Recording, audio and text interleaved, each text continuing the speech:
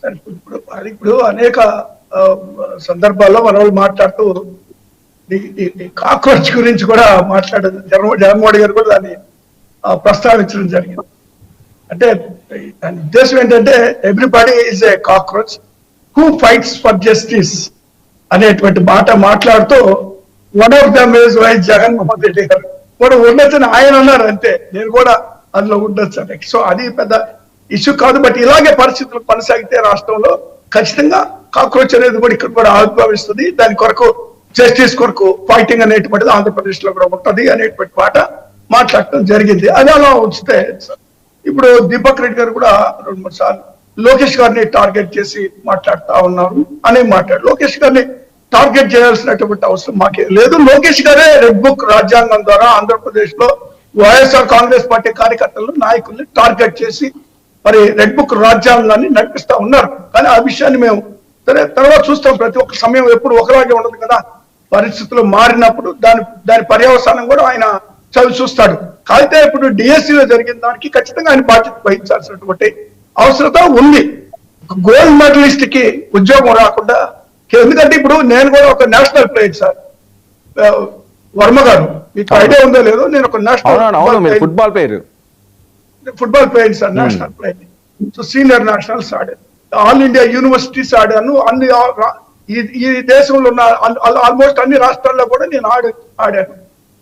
ఈ ఆంధ్రప్రదేశ్ లో ఈ రెండు తెలంగాణ ఆంధ్ర రెండు అన్ని జిల్లాల్లో కూడా ఆడాను. అంటే నాకు చాలా కాలం, నేను చిన్నప్పటి నుంచి నాకు అదే ప్రొఫెషనల్ ఫుట్బాల్ అనేటువంటిది నాకు ప్యాషన్, ఆడుతాను. అయితే స్పోర్ట్స్ కోటాలో ప్రత్యేకంగా ఏంటంటే నేషనల్స్, ఇప్పుడు నాకు నేషనల్స్ ఆడిన తర్వాత ఎన్నో సంస్థల్లో ఉద్యోగాలు వచ్చింది సార్.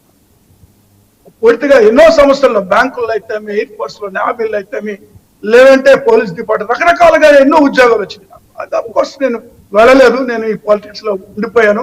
కాకపోతే ఇక్కడ ఏంటంటే ఇప్పుడు అక్కడ ఇచ్చినటువంటిది కేవలం డిస్ట్రిక్ట్, చూడండి డిస్ట్రిక్ట్స్, ఇంటర్ డిస్ట్రిక్ట్ ఆడినా కూడా అసలు ఉద్యోగాలు అప్పుడు తెలియదు. ఇంటర్ డిస్ట్రిక్ట్ ఆడిన వాళ్ళకి ఉద్యోగం రావడం అనేది పెద్ద ఆశ్చర్యకరం. లేదంటే ఇప్పుడు యూనివర్సిటీస్ కూడా, యూనివర్సిటీ ఆడినాడు కూడా రాదు. ఆల్ ఇండియా యూనివర్సిటీస్ ఆడితే మేము ఆడాము. నాగపూర్లో ఆల్ ఇండియా యూనివర్సిటీ ఆడా, జశ్వంత్ స్టేడియంలో ఆడినప్పుడు అప్పుడు కొద్ది కన్సిడరేషన్ లోకి తీసుకునేవాడు దాన్ని. ఇవేంటంటే సీట్లు రావడానికి, కాలేజీలు సీట్లు రావడానికి పనికొస్తే, ఉద్యోగాలు రావాలంటే ఖచ్చితంగా ఏంటంటే నేషనల్స్ ఖచ్చితంగా ఆడాలి. నువ్వు గెలవడం ఓడడం అనేటువంటిది కాదు, పార్టిసిపేషన్ ఉండాల. కానీ ఇప్పుడు ఏంటి సార్, వీళ్ళ యొక్క ఘనత ఏంటంటే ఇప్పుడు చెబుతున్నారు కదా ఇందాక గొడ్డలి అని అదని ఇదని, వీళ్ళు ప్యాకెట్ ఆడే వాళ్ళకి కూడా ఉద్యోగాలు ఇచ్చారండి. ఇది తెలిస్తే జనాలంతా కుర్రోళ్ళు ప్యాకెట్ ఆడుకునే వాళ్ళు శుభ్రంగా. వీళ్ళు ప్యాకెట్ ఆడిన వాళ్ళకి బ్రిడ్జ్ అంటే ఏంటంటే ప్యాకెటే కదా, ప్యాకెట్ ఆడిన వాళ్ళకి కూడా ఉద్యోగాలు ఇవ్వడానికి వీళ్ళు నోటిఫికేషన్ ఇచ్చారు. ఇంతకంతకన్నా దారుణం ఏముంటుందండి. సో ఇలాంటి అక్రమాలు, గోల్డ్ మెడలిస్ట్ వచ్చిన వాడికి ఉద్యోగం రాలేదు. ఇక ఇంతకన్నా అక్రమం ఏముంటుంది? ఎవరు బాధ్యత వహించాలి? దీనికి బాధ్యత వహించాల్సింది ఎవరు? Education minister. ఎవరు ఆయన? లోకేష్. ఎందుకు మరి ఇదే ఒకవేళ లోకేష్ కాకుండా ఇంకొకళ్ళు ఉంటే ఇప్పుడు మీ డిమాండ్ ఏంటి? మీ భవిష్యత్ కార్యాచరణ ఏంటి? ఒకటే సార్, మాకు సంబంధించి ఇప్పుడు కేసు, లిక్కర్ కేసు అనేటువంటిది జరుగుతుంది. దానికి మేము సిద్ధంగా ఉన్నాం. ఎలాంటి విచారణ చేసుకున్నా మాకేం అభ్యంతరం లేదు. విచారణ ఖచ్చితంగా జగన్మోహన్ రెడ్డి గారి మీద ఆరోపణలు ఈ ఆంధ్రజ్యోతి పేపర్, TV5 లేకపోతే ఏవిఎన్ వాళ్ళు టీవీలు వేస్తే వీళ్ళు చర్చకు వచ్చింది తప్పితే వాస్తవం కదా అక్కడ ఏం లేదు. అక్కడ పురుషోత్తమ్ రెడ్డి గారు అదే మాట్లాడారు. ఇప్పుడు వాస్తవానికి ఎఫ్ఐఆర్ లోనో లేదంటే ఆ ఛార్జ్ షీట్ లోనో వాటిలో ఉండాలా, వాటిలో తేలితే ఏదన్నా విచారణ జరుగుతుంది అక్కడ. ఇప్పుడు ఈ పేపర్ లో వేసేటప్పటికి మీ టీవీ ఛానల్స్ కూడా ఏదో జరిగిపోతుందని మీరేదో ఊహించుకోండి. ఏమీ జరగదు, అక్కడ ఏమి సీన్ లేదట. ఇప్పుడు నన్ను కంప్లీట్ చేయని కాదు, కాకుమానే రాజశేఖర్ గారి బాధ ఏందో నాకైతే అర్థం కావట్లేదు. అంటే అంత మంచి స్పోర్ట్స్ మ్యాన్, కాదు మీరు అంత మంచి స్పోర్ట్స్ మ్యాన్ అయ్యి, అంత మంచి స్పోర్ట్స్ మ్యాన్ అయ్యి, కాదండి మీరు అంత మంచి స్పోర్ట్స్ మ్యాన్ అయ్యి అన్ని ఉద్యోగాలు మీకు వచ్చినా అవన్నీ వదులుకొని ఈడొచ్చి ఇరుక్కున్నామా, ఎటు కాకుండా అయిపోయినామని మీ బాధన లేదు అంటే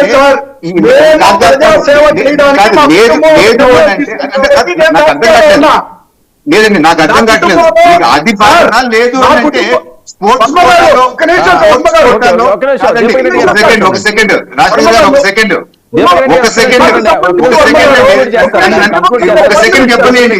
కాదు, లేదంటే స్పోర్ట్స్ కోటాలో వైఎస్ఆర్ పార్టీకి సంబంధించిన వాళ్ళకి గొడ్డలి పోటు ఆటలో ఇవ్వలేదనా, రిజర్వేషన్ ఇవ్వలేదనా, లేకపోతే కోడి కత్తి ఆటలో మీకు ఉద్యోగాలు రాలేదనా, మీ బాధ ఏందని ఎందుకు మీరు అంత దీపక్ రెడ్డి గారు?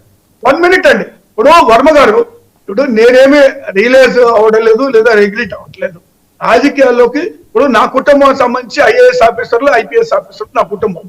ఇప్పుడు నేను ఒక్కనే రాజకీయాలకి రావాలని అందరు తీసుకున్న నిర్ణయం మేరకే నేను ప్రజల మధ్యలోకి వచ్చాను. నేను అంతే రాజకీయాలకి. నాకున్న ఇంట్రెస్ట్ విద్యార్థి దశ నుంచి నేను విద్యార్థి దశ నుంచి ఉన్నాను. నేను విద్యార్థి రాజకీయాల్లో ఉన్నాను, ఆ తర్వాత కంటిన్యూ చేశాను. కాబట్టి ఇప్పుడు నేనేమో రియలైజ్ అవ్వట్లేదు. కాకపోతే ఇప్పుడు జరుగుతున్నటువంటి పరిణామాలు చూస్తుంటే నేను కూడా 40 సంవత్సరాల నుంచి రాజకీయాలన్నీ పరిశీలిస్తా ఉన్నాను సార్.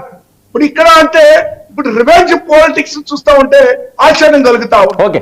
ఇవి జరుగుతా ఉంటే వీటిలో అంటే ఇప్పుడు ఇప్పుడు ఇప్పుడు గాదా గారు కూడా మాట్లాడారు, ఇలాంటివి లేకుండా నేను కూడా కోరుకుంటాను, అలాంటివి లేకుండా ఉంటే బాగుండని. కాకపోతే ఇప్పుడు ఏం జరుగుతుంది సార్, కొన్ని పత్రికలు పని కట్టుకొని, కొన్ని టీవీ ఛానల్ పని కట్టుకొని జగన్మోహన్ రెడ్డి గారిని ప్రతి కేసులో ఇన్వాల్వ్ చేసేటువంటి మాటలు కాదండి. మీకు సపోర్ట్ మీరు చేస్తారు, మీకు సపోర్ట్ చేసి మీకు చేస్తే వాళ్ళు చేసి వాడు చేస్తారు, అదే కదా. ఇప్పుడు అందుకనే ఆయన దౌర్భాగ్యం అన్నాడు. ఆయన కామెంట్స్ లో గాదే గారు అనడం ఏంటి, ఇదేం దౌర్భాగ్యం అని, అందుకనే కదా ఆయన అన్నది. దీపక్ రెడ్డి గారు కాదండి, ఇక్కడ ఒకటే ఒక పాయింట్. నేను ఇందాక క్లారిటీతో ఏమని చెప్పినా, జగన్మోహన్ రెడ్డి గారు క్యాండిడేట్ ని పక్కన కూర్చోబెట్టుకొని గోల్డ్ మెడల్ ఏదో ఒక మెడల్ వచ్చింది రాలేదు అని అన్నారు. ఎంత క్లారిటీతో అక్కడ సంబంధించిన ప్రభుత్వ అధికారులు, మన సెక్రటరీలు ఒక్కొక్క మీరు చెప్పిన అలిగేషన్ కి ఇది వాస్తవాలని చెప్పి చూపించిన తర్వాత కూడా ఇంకా ప్రజల్ని తప్పుదోవ పట్టించి రాజకీయాల్లో ఉండే గౌరవాన్ని తగ్గియటము ఎంతవరకు కరెక్ట్? మీరే అంటుంటారు పార్టిసిపేట్ చేసిన వాళ్ళకి వచ్చినాయని. పార్టిసిపేట్ చేసిన వాళ్ళకే వస్తే మెడల్ వచ్చిన వాళ్ళకి రాదా? అక్కడ ఏంటి తప్పు అనేది అక్కడ క్లియర్ గా ఎక్స్ప్లెయిన్ చేశారు. దాన్ని కప్పుపుచ్చుకొని ఈ రోజు ఇట్లా చేస్తా ఉండరు. రెండోది, నేను ఈ రోజు జగన్మోహన్ రెడ్డి గారిని కూడా పేరెత్తి మాట్లాడదలుచుకోలేదు, కానీ సర్కమ్స్టాన్షియల్ ఒకటి మనం చూస్తాం. జగన్మోహన్ రెడ్డి గారి